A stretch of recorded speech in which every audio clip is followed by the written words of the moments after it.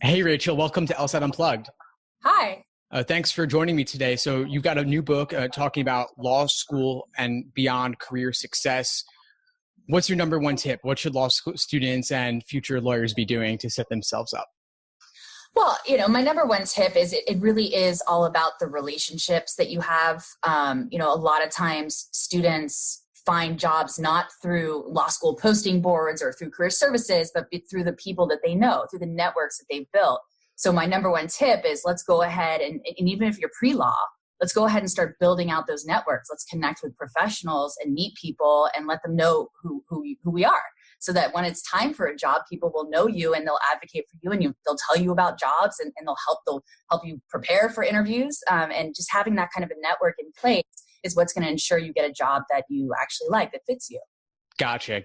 Okay, so networking, we hear a lot about that. When I think of networking, I think of going to lame events and like trying to hand out business cards, people being sleazy or maybe spamming LinkedIn.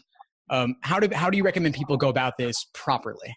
Right. And nobody likes that. And nobody likes traditional, these cocktail parties where you don't know anybody. It sort of inflames imposter syndrome, right? It inflames this idea of I don't fit here when you're with a bunch of professionals and you're still a law student or still a college student.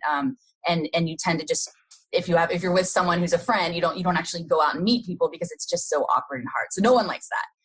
The way that you do it right is the core tenet of my book, the Law Career Playbook, and the classes that I teach is this idea of an informational interview, right? And it's this concept where you do the upfront research, you figure out what it is that you're interested in the profession on LinkedIn or using Google, just figure out just something, right?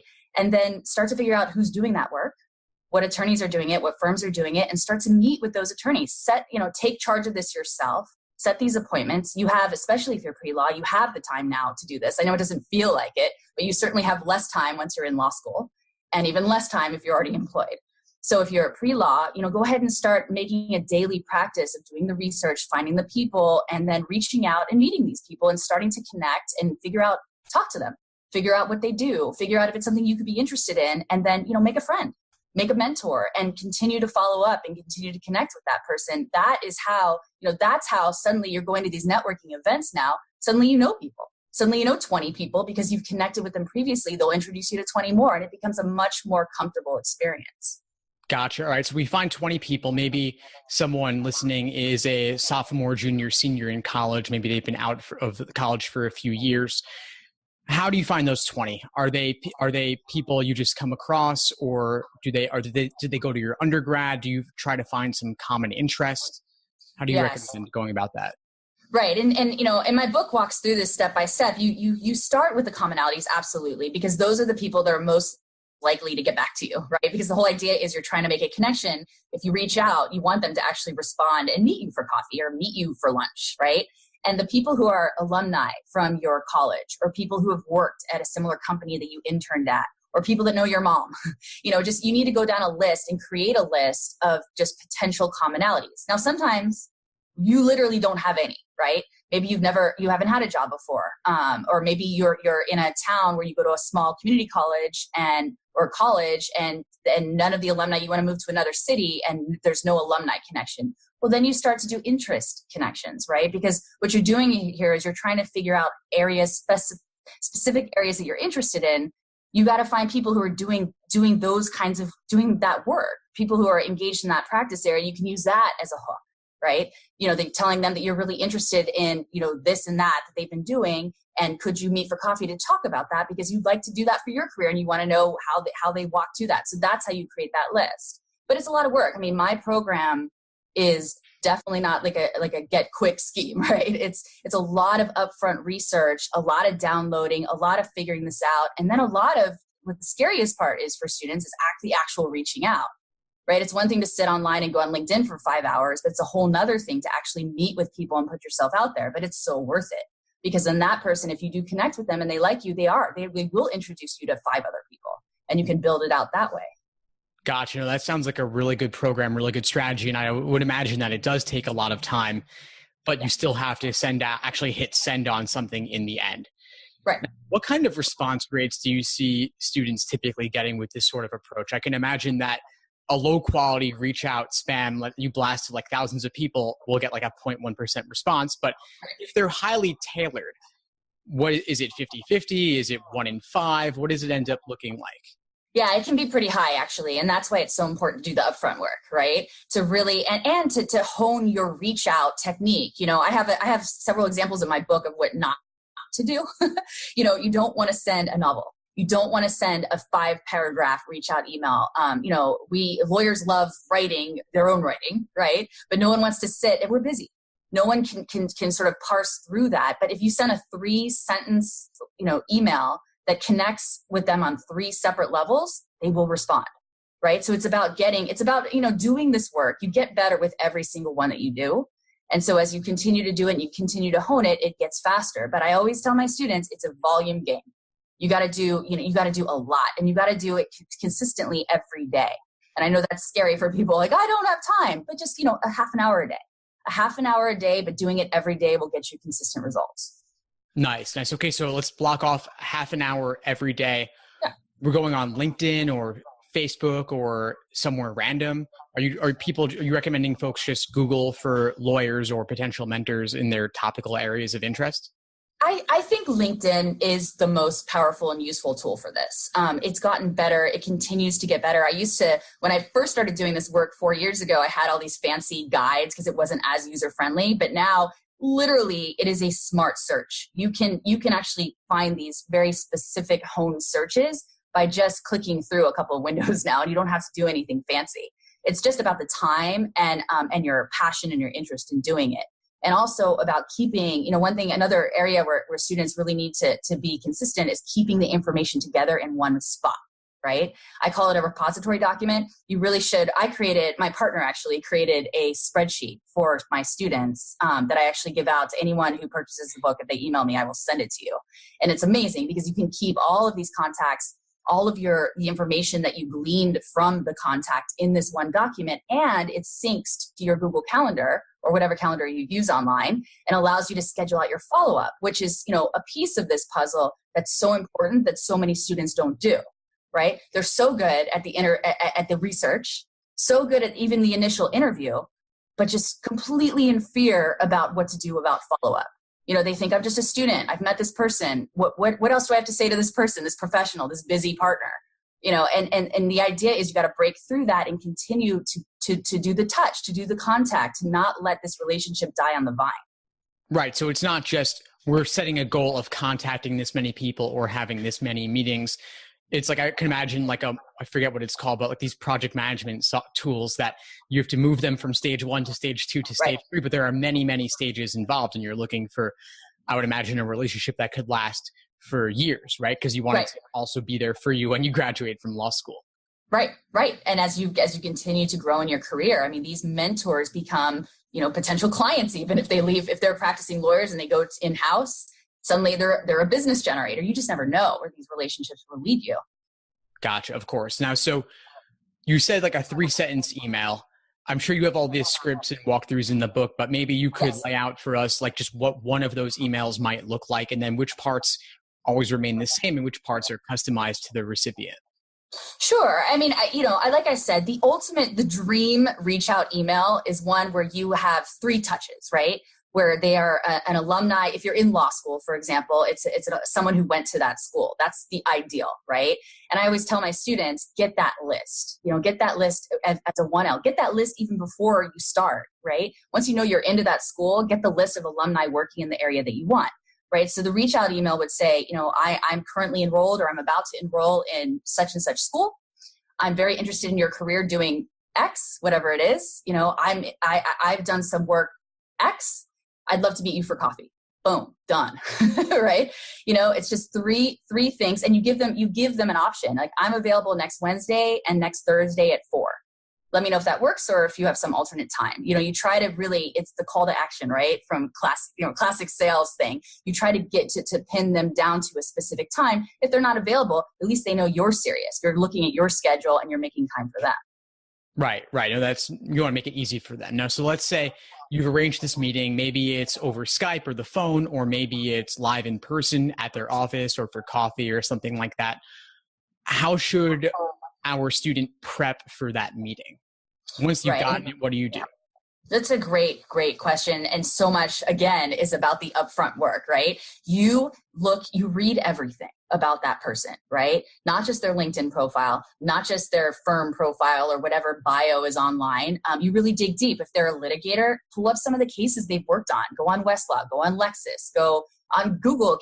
You can find stuff on Google even. But, Law 360, whatever it is, find as much as you can on that person and read it. And then prepare questions that are not answered by that material, right? Because that's what's going to, I always tell my students, be a sponge. Walk into this thing and ask the person. They should be talking most of the time, not you. This is not a job interview, right? This is about gleaning and learning and drawing information from them. Because the idea here is you want to get them talking. You want to learn about what they do. You want to learn how to speak the lingo, how they talk about themselves, how their firm thinks of itself. You want to be drawing that into yourself so that as you continue to meet other professionals, you take on those characteristics in your own talk, right? So that suddenly it's almost like you work with this person, right? You know the backdoor lingo because you've had these conversations and you've drawn it in. But to get there, you have to ask questions that are not answered by just their basic LinkedIn profile, or else that's just a boring meeting. And then the other thing I tell students is after you have this great meeting where you've gotten really specific information from this person, you go do a brain dump. You leave the meeting, you run to the bathroom, you pull out your phone or whatever it is, and you just dump down all the specifics that you learned because you're going to mine that information to do your follow-up. That's the kind of stuff you're going to round back to when you're sending out the 2-week email reminding them about you. That's how you stay on their radar. Oh, nice. I really like that. So you write it down while it's fresh, right after Yes. you leave. That way you have it later. It reminds me of advice I've heard, like to write the information on the back of the business card when you meet somebody. Right. Yeah, it's like the next level version of that. I like that a lot. Now, what happens if, let's say our student really wants to meet this attorney and really wants to be that person someday? Like that's their ideal. They meet them and they're like just kind of flustered and just want to get to know them, but don't really have a specific question. What are are there some typical questions, like defaults that students can fall back on, like to ask the person about themselves in some way, or how did you get where you are, but like a better version of that? Right. And that's the kind of questions you should ask, right? Just the general, especially if it is someone who is in a position that you see yourself. I have worksheets in my book where you try to figure this out. Like, where do I really want to be in 10 years, let's say, 5 years?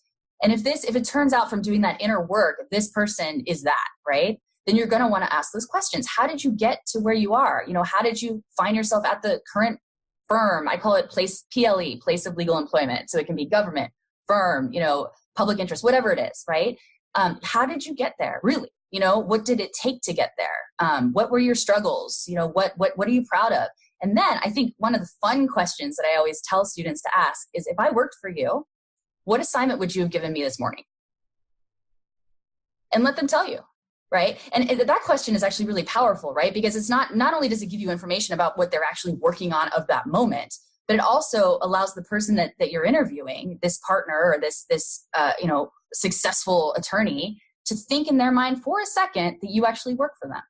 Just getting that visual in their mind, not that you even want that job there necessarily, but it brings you up to their level. It gets out of that imposter thing and makes you a professional on their level as well, if only for a second. It's very powerful. Wow, that's great. It sounds like you've really walked through in depth exactly the step-by-step of how to go about this properly. Yes, look, I've been in the trenches now for 4 years with hundreds of students, not just my physical students here at Southwestern or Loyola or USC where I currently teach, but all over the country. I've been helping people through this. I'm really passionate about it because, coming from big law, where I worked for 10 years at Jones Day, I've just seen, not just at Jones Day, but just generally, a lot of unhappy lawyers, right? People who just sort of fell into it because they had the grades, they went to the right school, then they get the right job, but they never did this inner work to actually be happy. But then it's like the golden handcuffs. They're chained to it and they don't want to leave. And that can actually be a recipe for some misery, actually. And I'd like to avoid that for my students and for people. I think life's too short for that stuff. Wow, that's really great. So I gather that you're going around to different law schools around the country, teaching this sort of next level networking, legal employment. Yes, I do a lot of speaking. I just came back actually from Boston. Suffolk Law flew me out to speak to their students, right? The Friday night before spring break. And it was very well attended because this stuff, it matters, right? You don't really, even in law school, you don't necessarily learn this or even have time to learn this and take it in. But, my whole thing is like, let's get the concepts down and then work on it a little bit every day. And you'll see it's like a domino effect. You put serendipity out there and amazing things happen.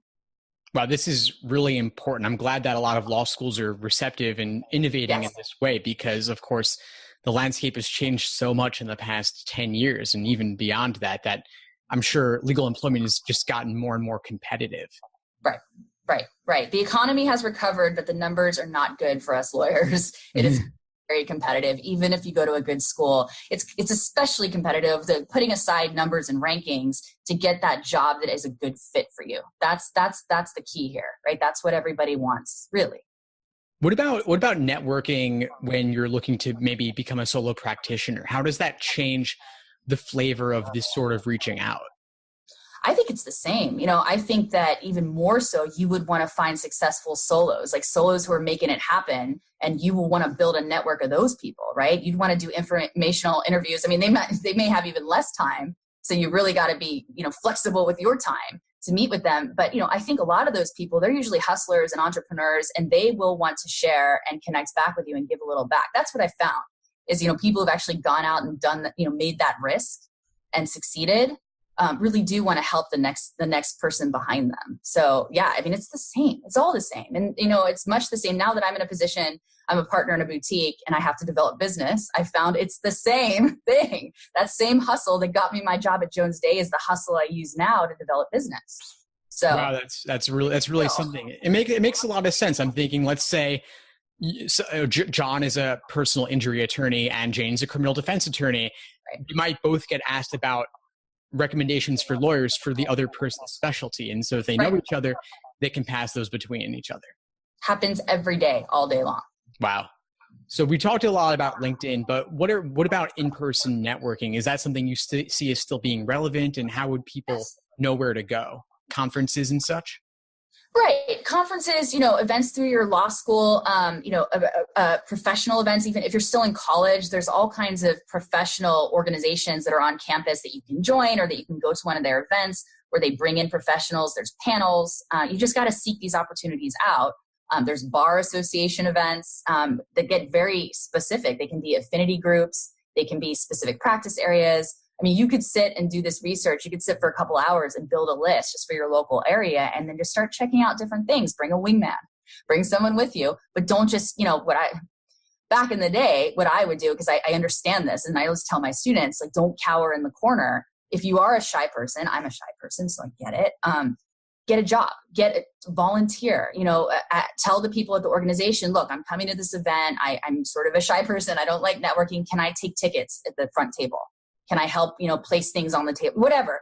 I found that if you have a job at one of these events, if you have a purpose, it's actually a lot easier to just kind of talk to people and get to know people. So that's a tip I tell my students all the time. Well, that's great. I can imagine that working there facilitates some natural conversation. And then if you're slightly adventurous, you can then introduce yourself and make that connection. Yeah. You got to do what you got to do, but you got to put yourself out there. I think so often students, they are really good at the online research part, and it's just too frightening to get out there. But, look, you are going to have, and I tell my students this all the time, there are going to be awkward experiences. There's going to be rejection. There's going to be, moments where you're just wishing that you never, ever walked into that room, but then you get through it and you get stronger, and it makes you better for the next time. And you have to go through those experiences to get better. That's my experience, right? I mean, I was so good at the hustle, at generating interviews, and so bad at actually doing the interview because I was shy and I suffered from the imposter thing, and I couldn't make eye contact. And I had to learn physically in my body how to do that. And that was only by doing. That is so true. And I'm like a shy person too, and I'm nervous to speak on camera and audio and whatnot. And it's kind of like you just have to keep doing it until it gets easier. I have a friend who does stand up, and it's the same thing. You might, everyone gets nervous going up there, and you might bomb your first couple, but then you improve with time. And so I'd imagine that maybe students could start by reaching out to some lower stakes people before going for the higher stakes ones, and then build along the way. That's right. And I always tell, like, interview for everything, speak with everyone. be the sponge.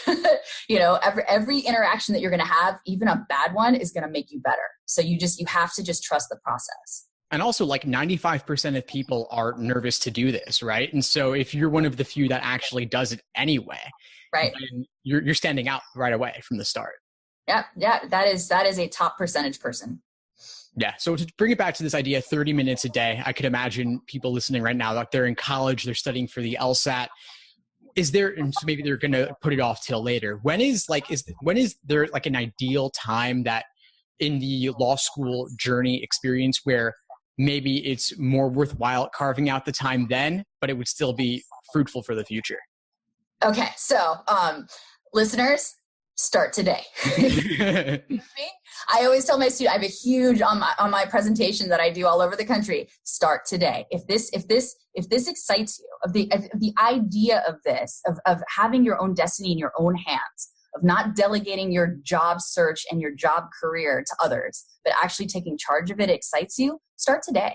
Go on LinkedIn, start making that list. Email me. I'll help you. I help people literally every day. I have this crazy life, right? But I carve out time to help people, to at least guide them and push them. I'm more of a coach in a way, to push them to do this. Most people have it in them to do this. They just need some sign off, right? So today, you got to start today. It cannot be put off. Procrastination doesn't work with this, because then it just builds up and becomes it seems so insurmountable. And before you know it, you've graduated law school, you've taken the bar, and you're unemployed. And I know that sounds horrible, but I've taught those classes. I've taught whole classes at various law schools where the name of the class was unemployed graduates. And that's actually the whole reason why I started teaching, was because my own law school, Southwestern, got ranked #1 for unemployment in the nation a few years ago. And I was just not going to have that because it's a good school. We're scrappy graduates. We're good people to work. And I needed to build that bridge for these students. So I started teaching it. But that is a horrible place to be. And it's what drives me here, because, with the debt load and all the work you put in, to then suddenly just be facing unemployment after that journey is nobody wants to be in that position. And the way you will ensure not to be in that position is to start making these small inroads now.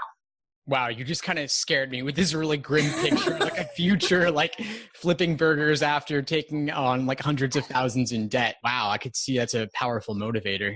It's a tragedy. It is. I'm very serious right now. I think that it is a tragedy, and people, it is very serious and not something to be taken lightly. And, everyone talks about, I want a big law job, or I want this job, right? But this idea of, I can't even, I'm going to go work for Postmates, which was what one of them was doing when she came to take my class. I mean, that's, and it's almost like for people who don't pass the bar, for example, it's the same kind of monkey you get on your back. Suddenly, because you're just racing against time, and it's like this black hole of applications, and you don't know what to do. Nobody wants that, right? Instead, what I'm offering is you start building out this network now, right? So that you have this whole range of advocates, of people, professionals who know you, who want to help you, who do help you. And there's this whole concept, I don't know if you have heard of this, but it's the hidden job market. Have you heard about this concept? I think I might know, but explain it to me, please. Yeah, it's this idea, and I know of it because of the school, because I went to Southwestern, because I went to an unranked law school, right? Most of the people who got jobs from my school got it through the hidden job market. And it's jobs that aren't posted, jobs that maybe don't even exist, but jobs that they create for you or call you about because they know you on the back end, right? And it's like the perfect situation. You don't even have to interview for these jobs because they know you so well, your resume is an afterthought, right? And that's sort of the ideal here, is even if you don't need it, what a beautiful thing that you have such a voluptuous network, that you have those kinds of opportunities when you're ready for them. Yeah, and it's not as if you're only going to have to apply for a job once in your life, right? People change firms, they change locations, and then you kind of have to start over again unless you have that network to fall back on. That's right. And wow, 30 minutes a day, it sounds hard when you've got everything else going on, but if you just carve that out from Facebook or Netflix, just carve it out, make the game out of it. It sounds like you've put together all the forms where it actually becomes like a smooth process. Well, the book makes it really easy. The book came about because my students would always tell me, Rachel, I wish you were standing on my shoulder just telling me what to do. And I'm like, well, I cannot do that. Nor can you make a hologram of me, which is what another student suggested. But I can write a book. I can write a step-by-step daily guide for you, just telling you what to do. And that's what it is. It's very simple. It's very simple, but it's very powerful, like so many simple things. That is awesome. So the book is The Law Career Playbook. It's on Amazon and everywhere else, I'm sure. That's right. Rachel Gezerseh, what's the best way for folks to reach you? You can reach me through my work, Liang Lai LLP. My email's right on there. I have people emailing me through there and I'll respond. My website is lawcareerplaybook.com, or my original blog, which is breakintobiglaw.com. You can write me through either of those places. Nice. Very catchy titles. Great. I'll put the links in the show notes for this episode. Rachel, thanks so much for joining us today. Thank you. It was my pleasure.